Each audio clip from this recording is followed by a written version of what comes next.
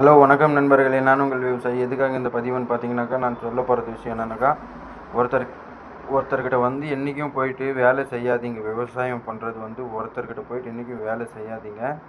சொந்த நிலம் தான் செய்யுங்க. ஏன்னா கடைசியில் நீங்கள் வேலை செஞ்சுட்டு அந்த இடத்துல சப்போஸ் ஏதாவது ஒரு ப்ராப்ளம் அவங்க உங்களை வேலையை விட்டு நிப்பாட்டியோ இல்லை நீங்களா நின்று போனாலோ, நீங்கள் செஞ்ச பட்ட கஷ்டம் எவ்வளோ இது எல்லாம் வேஸ்ட்டு தான்.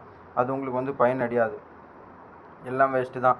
ஆடு மாடு எல்லாத்தையும் பார்த்துட்டு நீங்கள் விட்டுட்டு போகும்போது அப்போ வரும் பாருங்கள் ஒரு வழி. அதே மாதிரி தான் நானும் இப்போ ஒருத்தவங்கக்கிட்ட வேலை செஞ்சுட்டு அவங்க நிப்பாட்டில் நானாக தான் நின்றுட்டேன். எனக்கு பிடிக்கல. ஏன்னா வார்த்தைக்கு வார்த்தை வேறு மாதிரி அவங்க பேசுகிறாங்க.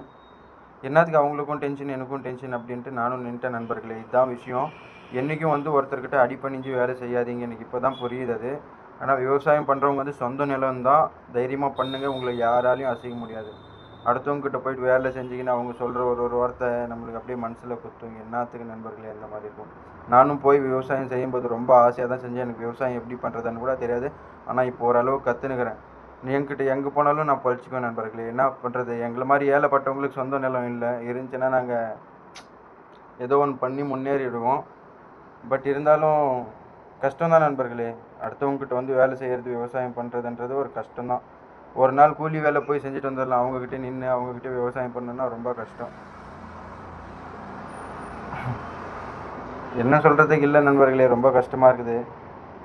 இருப்பார், எங்களுக்கும் ஒரு டைம் வரும், நல்ல டைம் வரும். கடவுள் நம்மளுக்கும் காப்பாற்றுவார், நம்ம பார்த்துக்கலாம். சரி நண்பர்களே, இன்னையோட நம்ம பிளாக்ல வீடியோ வருமா என்னன்னு தெரியல.